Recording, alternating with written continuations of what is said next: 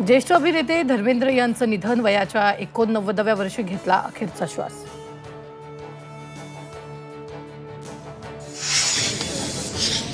Doctor Gauri गर्जेच्या पार्थिवावर अंत्यसंस्कार, अनंत गर्जेच्या घरासमोरच अंत्यसंस्कार। मोहोज देडवे गावात शोकाकुल वातावरणात अखेरचा निरोप।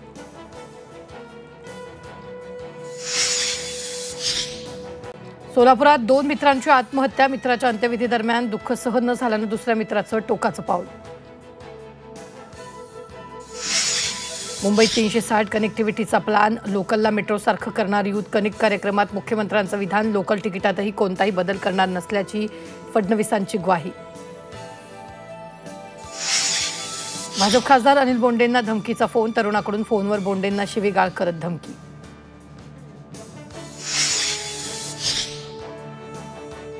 ठाण्यात परप्रांतीय रिक्षा चालकाची मुजोरी, राज ठाकरे अविनाश जाधव यांचं नाव घेत शिवीगाळ करतानाचा रिक्षा चालकाचा व्हिडिओ व्हायरल।